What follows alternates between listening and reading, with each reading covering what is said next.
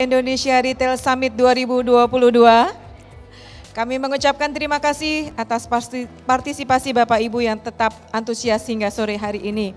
Selanjutnya kita akan masuk di dalam sesi berikutnya yang akan dipandu oleh moderator Bapak Yongki Susilo bersama dengan narasumber Ibu Feti Kwartati selaku Presiden Direktur PT Sarina dan Bapak Handoko Hendroyono selaku founder M-Block.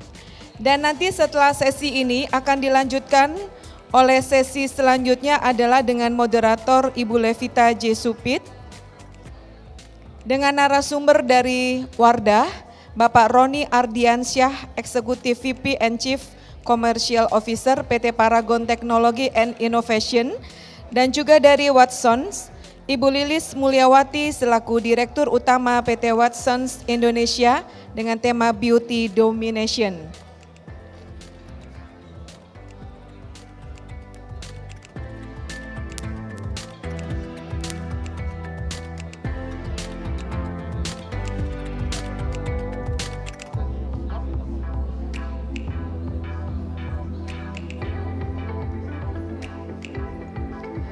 Dalam event yang spesial ini tersedia foto booth yang berada di lantai dasar di lobi barat. Kami persilakan bagi Bapak Ibu nanti untuk mengabadikan momen spesial hari ini, Hari Belanja Diskon Indonesia dengan foto booth yang sudah tersedia.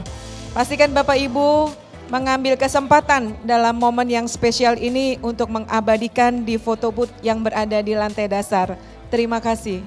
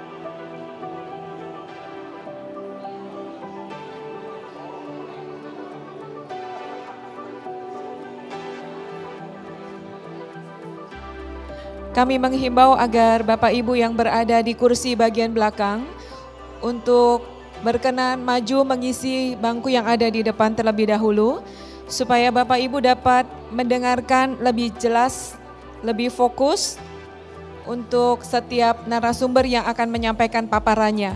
Sekali lagi kami menghimbau Bapak Ibu untuk mengisi bangku-bangku yang ada di depan terlebih dahulu, agar dapat jelas pada saat narasumber menyampaikan paparannya. Terima kasih.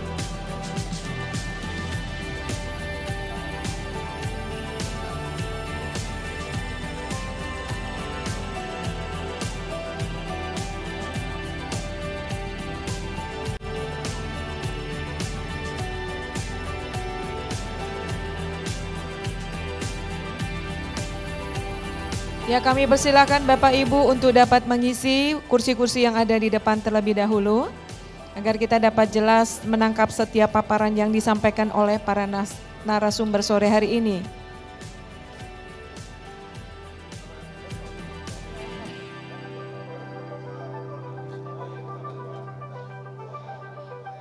Ya, terima kasih Bapak Ibu tetap berada di Conference Indonesia Retail Summit 2022.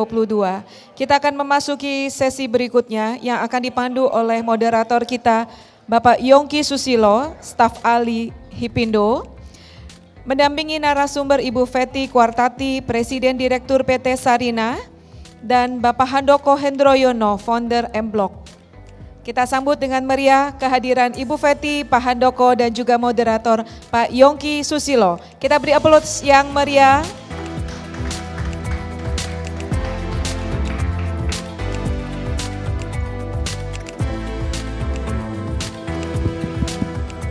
Bagi narasumber, diberikan durasi waktu untuk pemaparan masing-masing 10 menit, dibantu oleh layar monitor. Terima kasih, kami persilakan kepada Pak Yongki. Oke, selamat siang Bapak-Bapak dan Ibu-Ibu. Ini adalah sesi yang mungkin banyak ditunggu orang. Kita ingin mendengarkan suatu dobrakan-dobrakan baru daripada brand Indonesia. Ya, jadi brand Indonesia yang mudah-mudahan nanti bisa go internasional ya. Tetapi di dalam negeri kita lagi bangkitkan di sini ya. Jadi hari ini hadir bersama kita adalah Bu Feti, Presiden Direktur Sarinah, yang Anda lihat perubahannya dahsyat sekali. Lantas juga Pak Handoko dari M-Block. ya. Jadi M Block kalau Anda dengar ada di Blok M, ada di Pos Blok dan beberapa kota sudah hadir di sana. Ya, ini adalah suatu perubahan, imajinasi menjadi kenyataan sekarang. Ya, sesuatu yang bukan in the box tetapi udah di luar in the box sana, ya. Karena waktu kita sangat terbatas, saya mulai dulu mungkin dengan Bu Fetty bisa sharing kepada kita presentasi mengenai perubahan Sarinah dan kira-kira ke depan positioning dan sebagai positioningnya bagaimana, ya. Silakan Bu Fetty, nanti disusul Pak Handoko, baru nanti kita ada interaksi, ya. Silakan Bu Fetty. Sebelumnya ada video dulu ya. Oh, ada video, oke. Langsung di situ.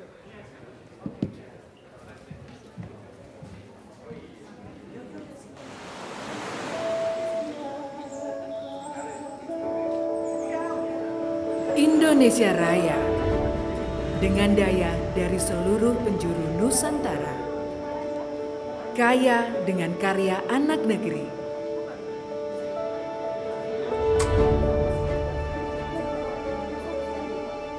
Banyak produk-produk bermutu, berkualitas yang dihasilkan oleh industri dalam negeri kita. Produk-produk ini harus menjadi kebanggaan kita. Karya-karya semua anak bangsa ini harus kita apresiasi, harus kita hargai, dukung, kita beri ruang seluas-luasnya, dan kita gunakan untuk kemajuan bangsa dan negara kita.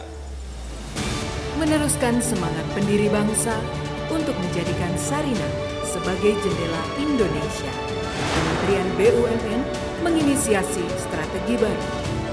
Sarinah sejenak berbenah memantapkan arah, menggerakkan para penggiat kriya dan pencipta karya, berdampingan melangkah jauh dan bertumbuh.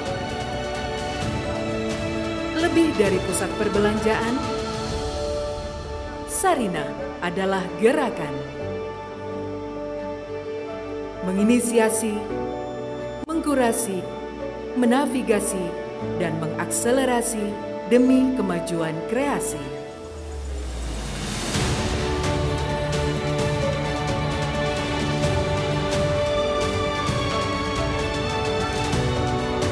Sarinah, simbol asa dan upaya yang mengantarkan keberagaman dan keunggulan karya asli insan Nusantara menjadi pilihan yang membanggakan.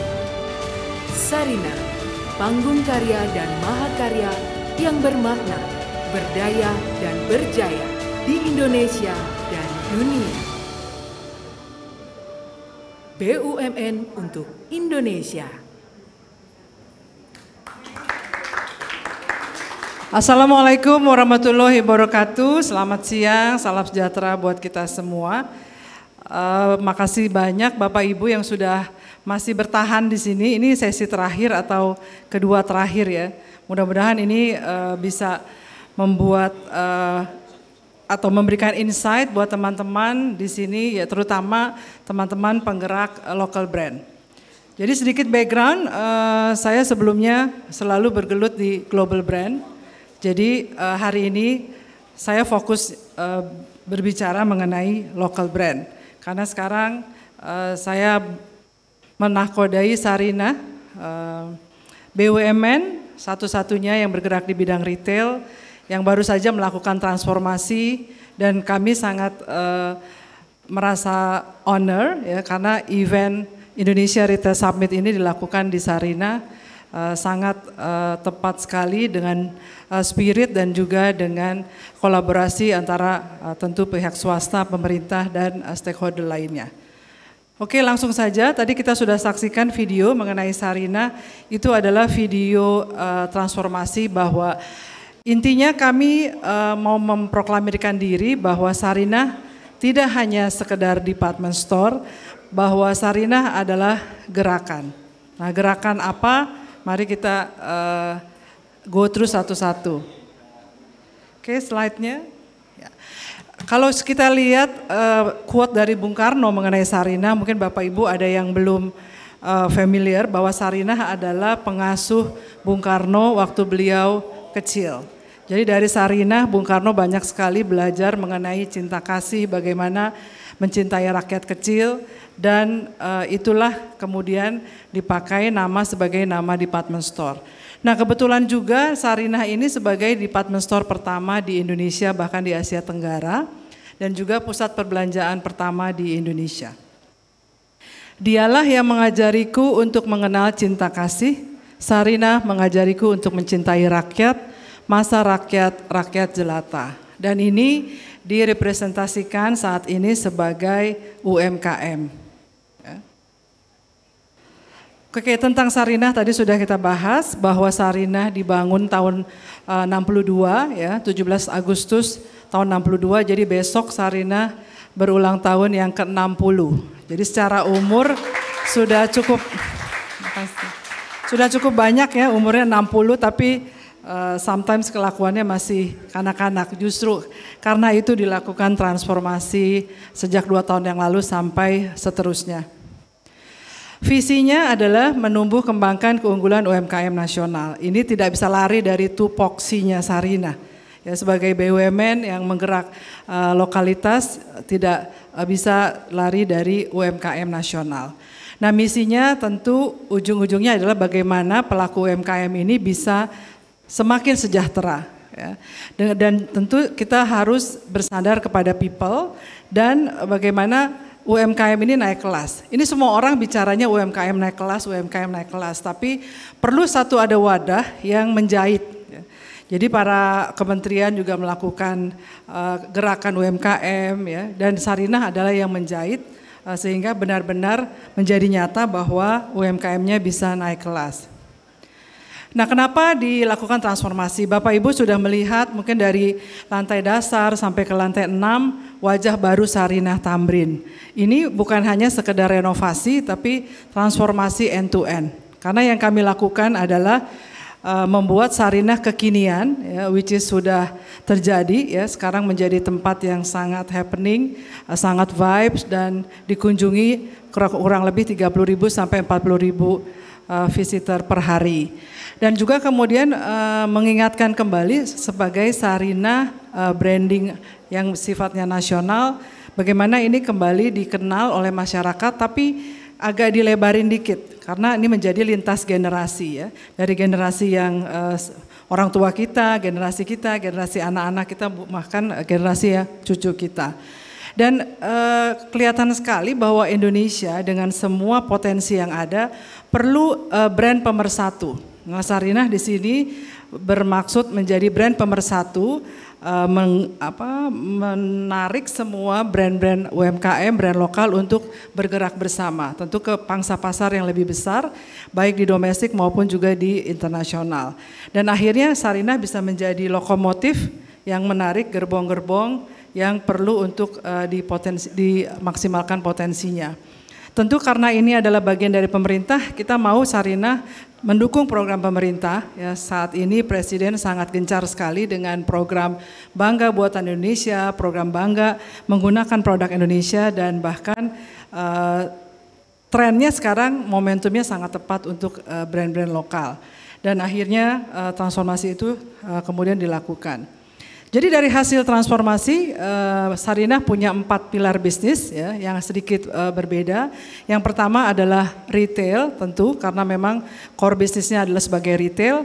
Kemudian yang kedua adalah trading. Yang ketiga ada digital karena ini juga era digital, jadi Sarinah masuk kepada bisnis digital dan properti. Nah, properti ini yang dimaksud adalah Sarinah akan menjadi retail operator di area-area yang dimiliki oleh BUMN.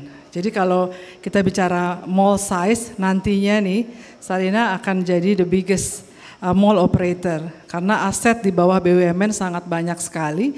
Kita bicara masalah airport, masalah train station, gedung-gedung pemerintah, ya, gedung kementerian, dan destinasi pariwisata ini yang akan dikelola Sarinah ke depannya. Oke, kita bicara nation brand. Tadi Pak Alfon di sesi sebelumnya berbicara bahwa mall itu harus punya ciri khas. Mall itu harus punya atau menonjolkan experience. Nah, di sini yang kita mau bawa bahwa Sarinah sebagai nation brand Jadi satu alat untuk build dan maintain country strategic advantage dengan purpose economic growth. Jadi kalau kita ke UK ada Harrods, ke Paris ada Galeries Lafayette, ke Indonesia ada Sarinah, dan ini kita akan jadikan sebagai nation brand. Tentu potensinya besar sekali karena ada UMKM, lalu juga ada kontribusi UMKM yang begitu besar ya, dan menyerap juga tenaga kerja. Dan tentu Sarinah fungsinya di sini adalah memberikan akses ke pasar, memberikan akses ke pembiayaan melalui perbankan pemerintah dan juga lembaga pembiayaan ekspor import, dan juga memberikan akses kepada manajemen melalui program Sarinah Pandu. Sarinah juga memaksimalkan potensi UMKM dengan menjadi agregator. Jadi teman-teman semua yang melihat produk-produk di Sarinah, kita lakukan kurasi dengan sangat selektif, dengan sangat ketat, sehingga merchandise yang ditampilkan pun benar-benar merchandise unggulan. Nah, itu fungsinya Sarinah sebagai agregator. Sarinah juga sebagai retail operator, jadi teman-teman baik terutama brand lokal ya, bisa bergabung bersama-sama Sarinah menjadi satu gerbong ya, dan kita bersama-sama memasuki area-area baru di bidang retail di aset-aset pemerintah. Kemudian nah ini juga kata-kata baru, jadi Sarinah ini senang jadi pelopor sebagai department store pertama di Indonesia, sebagai mall pertama di Indonesia, sekarang juga sebagai community mall pertama di Indonesia. Nah, apa yang dimaksud dengan 5 community mall? Saya sering mengutamakan atau bercerita bahwa Sarinah ini punya 5 ruang, ya, 5 ruang. 1 ruang belanja, kemudian yang kedua adalah ruang sosial, yang ketiga ruang budaya, yang keempat ruang maya, dan yang kelima ruang gaya. Sebagai ruang belanja, tentu di sini pusatnya produk-produk Indonesia yang sudah dikurasi, ruang belanja. Ruang budaya ini tempatnya culture Indonesia juga dipertontonkan ya. Sarinah sendiri sebagai gedung cagar budaya sangat erat dengan culture dari Indonesia yang mau ditampilkan.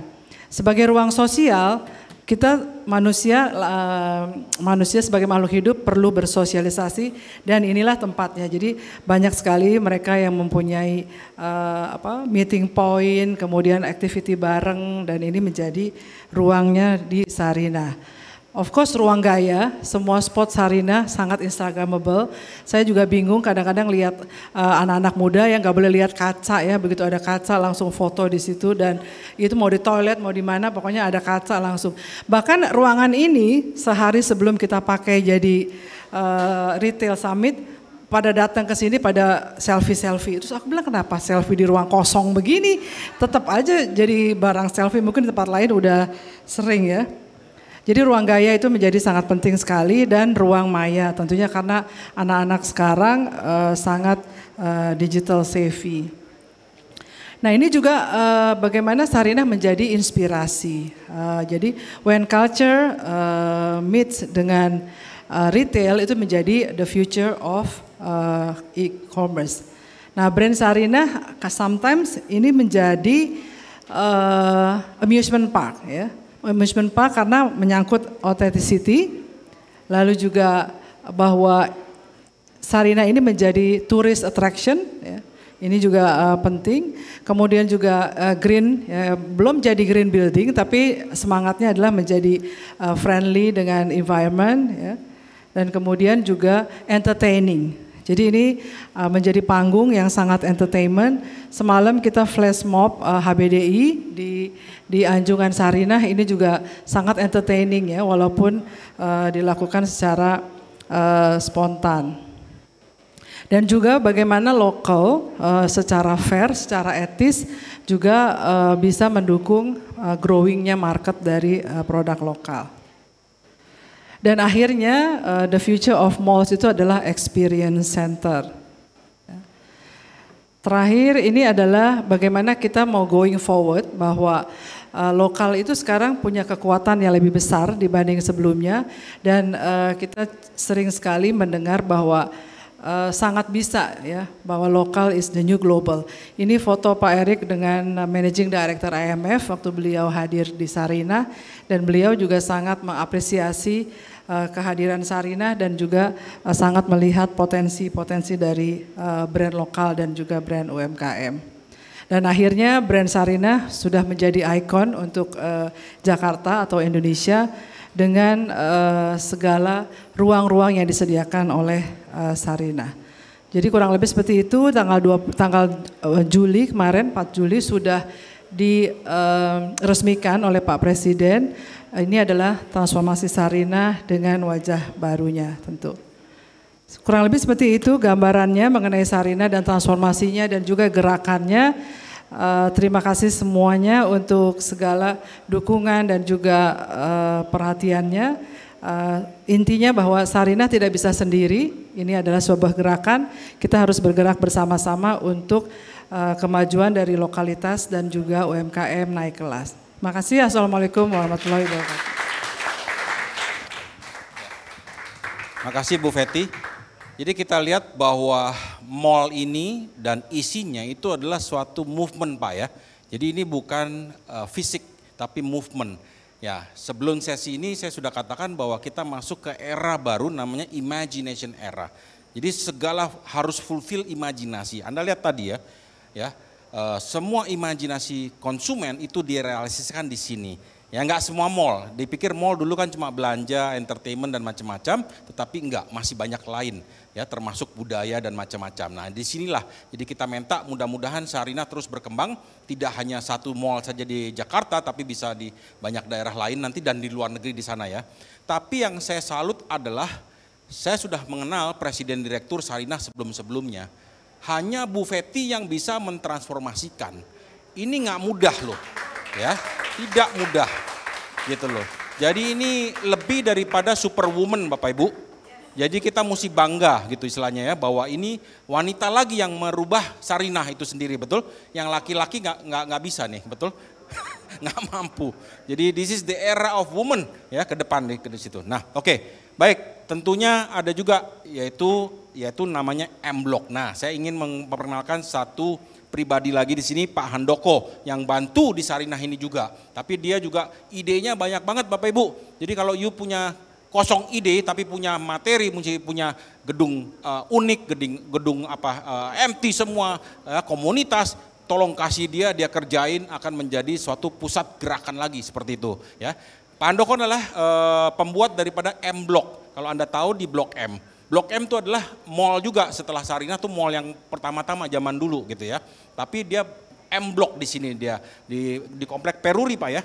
Komplek Peruri dia rubah, dulunya tuh seperti bangke lah gitu istilahnya, tapi dia rubah menjadi suatu keramaian sekarang gitu ya. Nah, kalau Anda nggak ke selatan, Anda ke utara, di situ pusat ada namanya Pos Blok.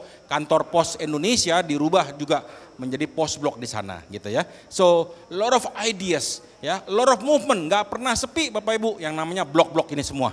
Ya, so istilahnya adalah traffic puller, magnet, ya, pusat budaya dan macam-macam. Silakan Pak Handoko, coba mohon dijelaskan mengenai M-Block. Ya. Jadi kalau next slide, ya. Ini mundur. Paling depan. Ya, terima kasih. Saya agak grogi nih karena saya sebenarnya baru belajar retail, tapi saya punya passion yang tinggi karena mungkin baru ya. Ini kok nggak bisa diklik? Boleh. Halaman depan. Halaman depan.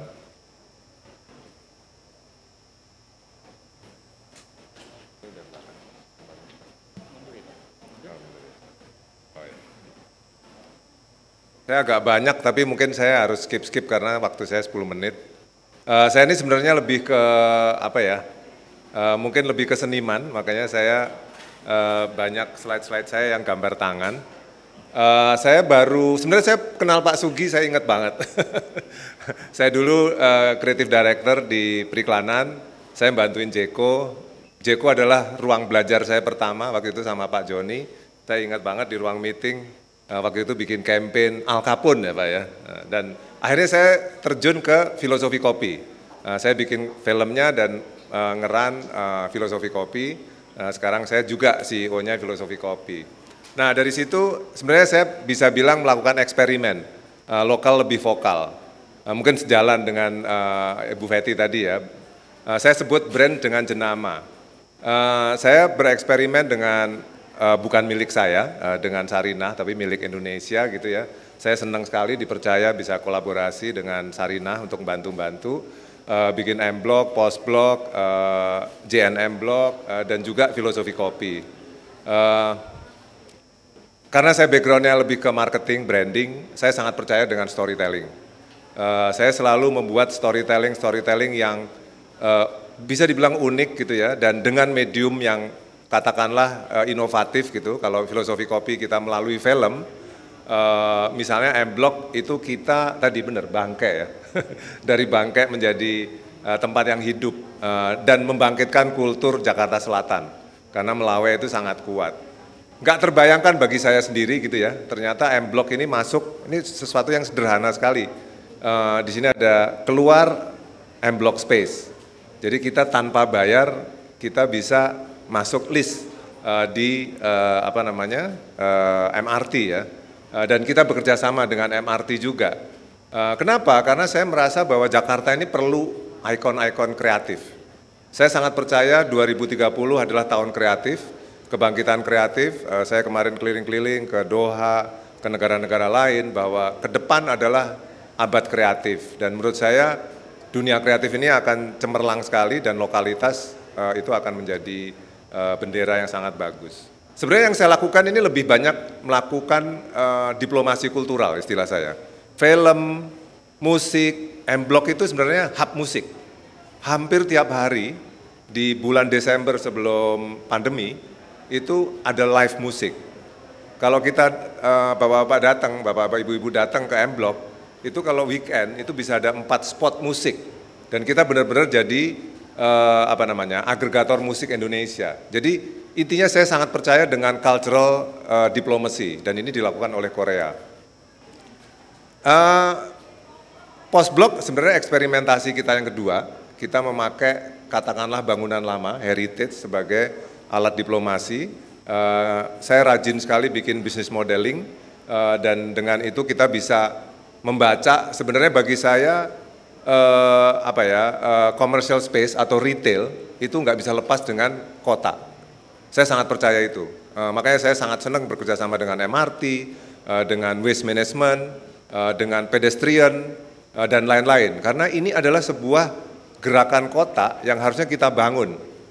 Dan mungkin juga tidak terbayang bagi saya, kita mulai September, ini bulan ini 3 tahun, secara nggak sadar kita punya portfolio yang cukup banyak. Kita ngeran beberapa restoran, ada Foya, ada Canggu Bakehouse, ada Twalen, terus ada M-Block Market, dan lain-lain. Kita sudah ngeran beberapa tempat yang akhirnya kita kembangkan dengan tujuan yang sangat fokus mengangkat jenama lokal, keberpihakan terhadap jenama lokal. Jadi maaf kalau kami tidak ada Starbucks, tidak ada brand-brand asing. Nah ini pendiri M-Block itu adalah saya, kami berenam, ada saya, ada Bung Glenn almarhum, makanya di sini ada gambar Bung Glenn, bisnis modelnya. Ada Mas Yakob, arsitek.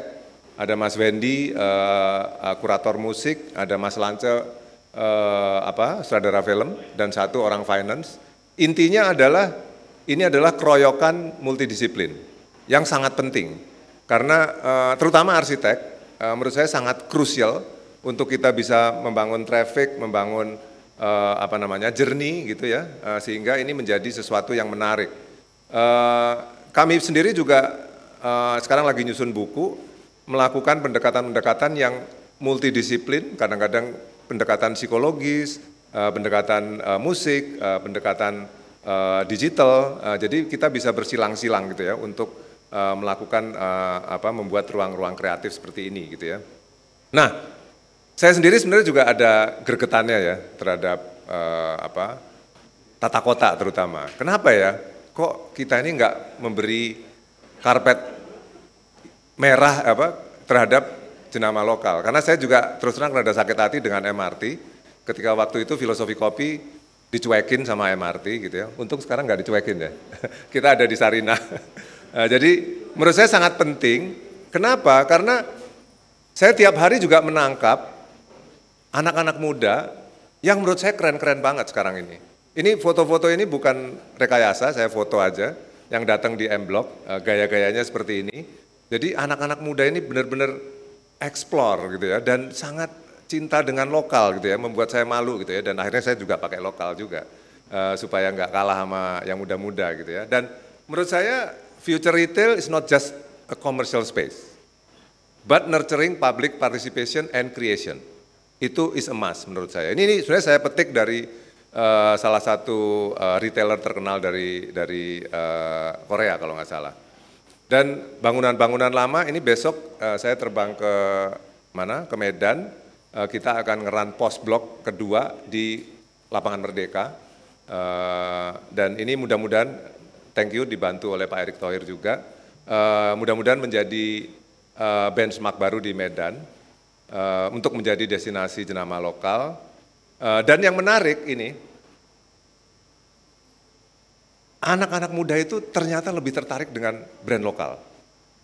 Itu terbukti dari sebelah kanannya saya taruh sengaja, brand-brand mapan itu mengadakan kegiatan di M-Block. Salah satunya adalah Netflix, Stranger Things. Habis Netflix itu waktu itu ada YouTube, ada TikTok, Meta, dan lain-lain. Jadi saya merasa bahwa sebenarnya alangkah sayangnya kalau kita tidak meleverage lokalitas. Karena buktinya ada. Kenapa? Karena dari pengamatan saya, brand asing yang mapan itu ada dua kata kunci. Mereka cari karakter lokal, MOT segala macam, karakter ya, sama nyari jenama lokal. Itu yang dicari. Mau Sosro, mau Unilever, brand-brand asing seperti Netflix, YouTube segala macam. Jadi menurut saya kita bisa, ini contoh yang menarik ketika kita merespons justru ASRI di Jogja, di bawah pohon beringin bisa menjadi sesuatu yang seru gitu ya, karena ini tempat-tempat yang inklusif sifatnya dan kita bisa mengembangkan sesuatu yang menarik. Ini yang kanan saya ambil dari salah satu tenant yang ada di Sarinah juga, namanya Rempah Karsa. Rempah Karsa kemarin bilang ke saya, dia sangat berterima kasih sekali, intinya adalah jenama-jenama lokal itu sebenarnya senang sekali kalau dikasih akses to market. Itu kalau kita kasih akses, itu akan menjadi kekuatan bagi kita. Kita membuktikan banyak produk ya, ada Humans, ada Bakmi Sundoro, ini ada Rempah Karsa, Pipiltin, dan lain-lain. Jadi kita harus melihat mereka sebagai stakeholder. Kita membangun story, organic growth, sama-sama kita berkembang, dan akhirnya juga bisa menjadi konten yang jangka panjang gitu ya. Kita membangun 4C ya, ada connect, collaborate, community, commerce. Ini yang di Post Blok Jakarta sekarang masih sempit, masih sepertiganya. Sebentar lagi kita buka, di belakangnya akan luas sekali. Kemarin Lazada bikin event di situ, dan itu potensinya menurut saya sangat besar, dan kita bisa kembangkan menjadi sesuatu yang engaging gitu ya. Dan kayak di M-Block, walaupun sederhana, misalnya ada radio di situ, podcast, ada synchronize. Tenant-tenant yang ada kita kurasi semua. Kita kurasi dengan ketat, community base, dan akhirnya kita bisa menjadi kekuatan yang sifatnya culture. Nah, kalau anak-anak sekarang bilangnya culture gitu ya. Karena ini memang sesuatu yang bukan tidak mungkin untuk kita angkat gitu, dan harusnya memang lokal itu bukan loser ya. Di samping juga saya juga menyambut positif, misalnya kayak teman-teman kayak Hamis Daud bikin Octopus itu kayak waste management. Tren-tren seperti ini juga sangat kuat, jadi kita juga harus peka untuk menangkap green attitude, mungkin solar panel dan lain-lain. Jadi ini bukan sekedar retail, tapi appreciate lokalitas, dan kita mengangkat culture. Kurang lebih itu, saya sekarang lagi nulis buku yang kelima. Terima kasih presentasinya, mudah-mudahan bermanfaat. Terima kasih Pak Andoko. So kita lihat di sini, kalau kita biasa orang yang sudah berumur, kalau weekend mau ke mall, itu energi startnya 100%, pulang capek tidur. Kalau ini terbalik Bapak Ibu, kalau saya lihatin di sini, ya kan? Pulang justru bawa energi lebih besar lagi, ide lebih besar lagi, what to do for the next week, selain seperti itu gitu loh. Nah ini anak-anak muda sekarang. Sekali lagi kita ingatkan nih Bapak Ibu ya, gerakan local brands, indie brand, small brand yang berasal dari lokal-lokal di sini akan ngegrogotin brand nasional loh. Ya, di Korea sudah terjadi. Dulu namanya food itu rajanya adalah manufacturers Indonesia. Dan kita sangat firm yaitu yang namanya non-food, namanya kosmetik, semua itu adalah luar negeri. Tetapi not today. Semua sudah local brand sudah menggerogoti yang namanya internasional di sana. Nah ini kita ingatkan pengusaha semua di sini bahwa ke depan Anda harus mulai berpikir dan sudah mulai harus mendevelop local brands Anda. Gitu ya, karena ini kita punya massive 270 juta, setengah daripada ASEAN. ASEAN adalah negara keempat terbesar di dunia Bapak Ibu. Ya, jadi jangan kehilangan pasar sendiri di sana. Nah, saya buka 2 question karena waktunya di sini buat Bu Fetty sama buat Pak Handoko. Ada yang mau tanya nggak buat Bu Fetty Sarina dulu? Oke, Ibu silakan satu. Ada mikrofon? Oh, oke. Silakan. Sorry, sebenarnya mau nanya untuk Bapak sih, boleh nggak? Pak siapa Handoko? Pak Handoko. Ya boleh, ya. Kita tukar. Ya. Perkenalkan saya Soraya. Kurang jelas kayaknya, maskernya dibuka aja dulu. Oh, okay. Ya oke. Perkenalkan saya Soraya dari Mami Indonesia. Sebenarnya saya mau nanya either untuk Pak Handoko atau Bu Fetty. Jadi gini, kalau misalnya Pak Handoko dan Bu Fetty kan kayak mewadahin local brands untuk bisa dijual di tempatnya Pak Handoko dan Ibu Fetty. Nah kalau kita misalnya dari supplier atau dari principal producer gitu ya, mau collab gitu, karena kita juga kadang tuh ingin collab dengan local brands. Apakah di tempatnya Ibu atau tempatnya Bapak itu ada apa ya sarana untuk kita reach out to the local brands-nya? Gitu sih. Soalnya biasanya kita kan cuma digital cari-cari di DM, kadang DM juga mereka nggak lihat gitu-gitu loh. Yeah. Tapi kalau misalnya ada apa ya kayak channelnya gitu, mungkin kita bisa collab. Oke. That's it? Yeah, that's Oke. it. Saya arahkan ke Pak Handoko ya. Ya, Pak Handoko punya marketnya di sana, punya channel distribusinya. Mami ini adalah produk chips. Ya, seperti Pringles, betul ya? Oke, kayak gitu. Ya oke. Market ada Pak. Ya kita, jadi pendekatan yang kita gagas ini sebenarnya pendekatan yang sifatnya kuratorial. Jadi kuratorial itu menjadi disiplin SOP yang dilakukan dari awal. Baik itu katakanlah ya kalau saya lompat belum ke brand dulu ya. Misalnya band-band yang main di M-Block itu sifatnya kuratorial juga. Kita bikin emerging showcase band-band muda itu kita mereka harus submit dan biasanya kita buka emerging showcase submission gitu termasuk band-band. Jadi kayak di live house itu tidak boleh band yang misalnya top 40 gitu, top 40 band yang cuman mengcover itu nggak boleh. Jadi kita ada kriteria, sama seperti halnya dengan M-Block Market, kita melakukan kurasi yang ini kita bikin board of curators, melibatkan kampus, teman-teman dari Prasmul, yang masih muda-muda gitu, dan biasanya kita sebut ada tenant hunt juga, tenant hunt untuk store-store-nya. Jadi bisa tenant hunt, bisa yang produk-produk UKM Han juga, kurang lebih seperti itu. Jadi kuratorial itu menjadi is a must ya menurut saya dengan pendekatan seperti ini. Oke baik, jadi Pak Handoko punya supermarket namanya M-Block Market. Ya di situ produk Indonesia semua di sana. Pulang dari sini atau besok pagi 17 Agustus habis naikin bendera ke M-Block. Ya, you akan puas di sana.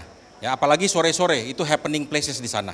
Jadi sekali lagi namanya engagement atau brand development itu udah bukan lagi namanya kampanye lewat TV, radio nggak cukup Bapak Ibu. Anda harus lakukan secara engagement di lapangan dengan musik, ya kan, dengan pokoknya engagement di sana, experience lah gitu lah. Nah inilah, silakan hubungan dengan Pak Handoko nanti. Teman-teman yang lain juga gitu ya. Oke, satu pertanyaan buat Ibu Fetty ada, Sarina? Oke, Bapak.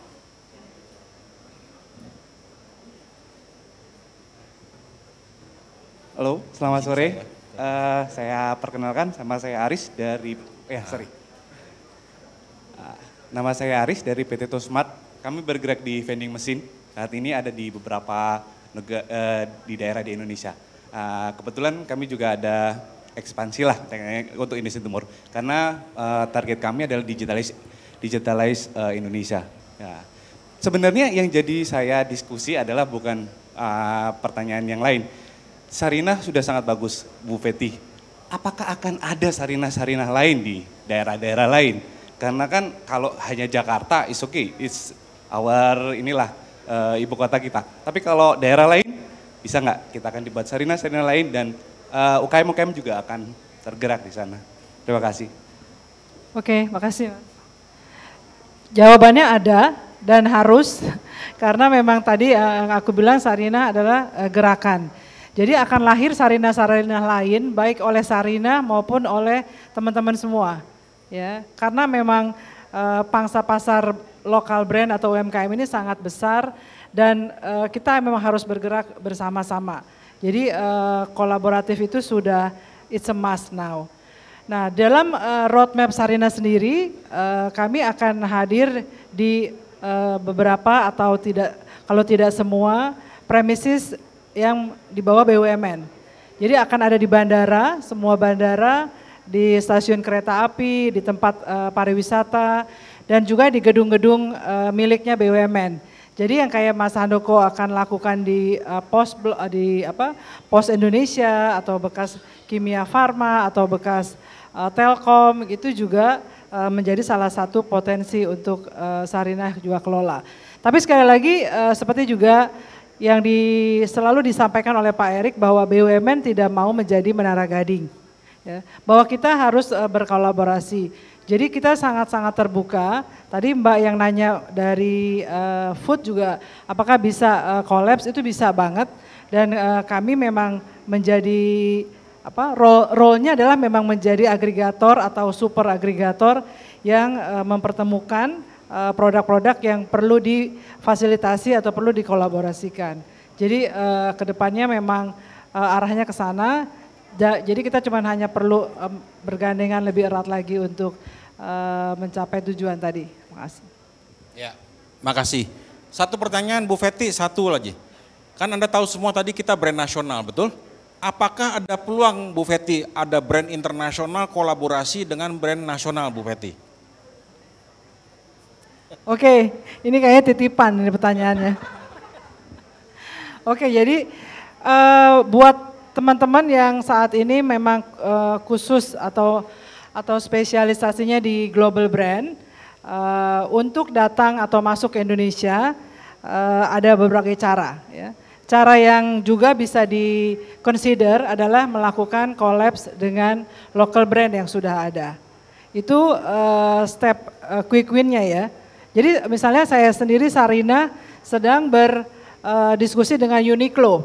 Gimana Uniqlo bisa kolaborasi dengan Sarinah sehingga bisa diciptakan produk yang memang Uniqlo X Sarinah misalnya. Dan juga kemudian brand lain, hopefully misalnya ada Zara bisa berkolaborasi dengan Hammer. Atau dari makanan Starbucks dia bisa berkolaborasi dengan chips yang tadi disampaikan. Jadi itu memang salah satu alternatif yang menurutku lebih mudah dibandingkan bikin local brand dari awal. Ya.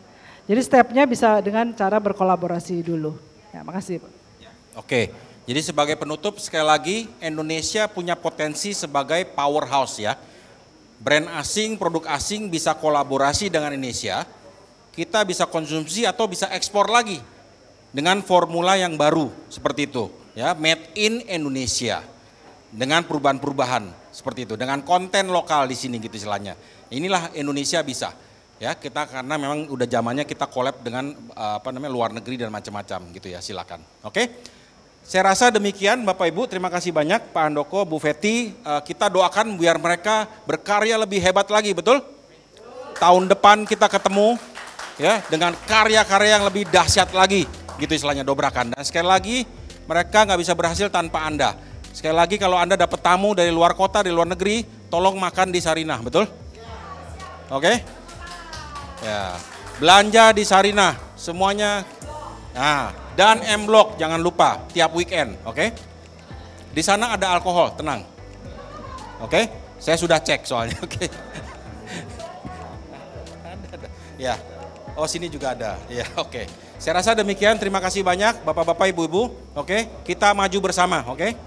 Amin. Terima kasih Pak Yongki Susilo selaku moderator dan juga paparan yang telah disampaikan oleh Ibu Feti dan Pak Handoko. Kami mengundang Bapak Ibu untuk berdiri di tengah panggung dan kami mengundang Dewan Penasehat Hipindo Bapak Tutum Rahanta untuk menyampaikan ucapan terima kasih kepada narasumber kita Ibu Feti Kuartati selaku Presiden Direktur PT Sarinah dan juga Bapak Handoko Hendroyono selaku founder M-Block.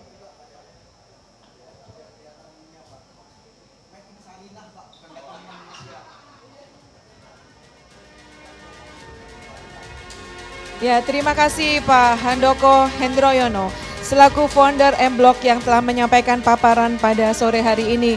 Tentunya setiap kita cukup jelas dengan apa yang telah disampaikan oleh Pak Handoko dan memberi inspirasi buat setiap kita.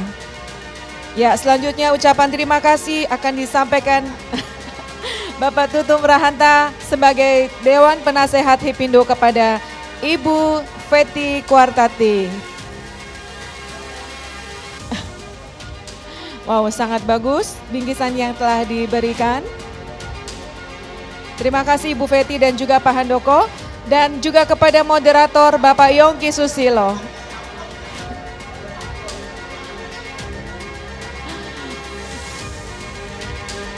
Ya, terima kasih Pak Yongki, Pak Handoko dan juga Ibu Feti. Silakan diabadikan dalam foto bersama. Silakan Ibu, lebih lengkap.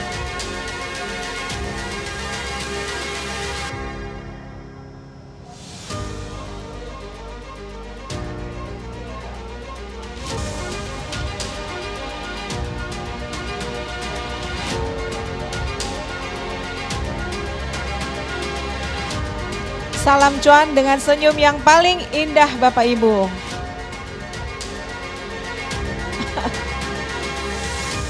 Ya, terima kasih Bapak Ibu, dipersilakan untuk kembali ke tempat.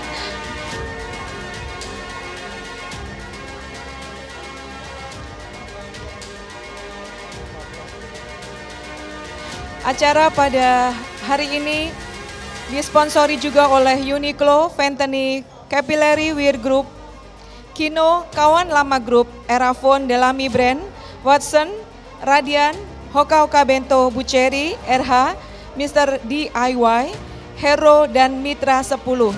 Terima kasih juga buat kesediaan Bapak Ibu yang sampai pada sore hari ini tetap antusias berada di Ruang Indonesia 1 dalam acara Conference Indonesia Retail Summit 2022.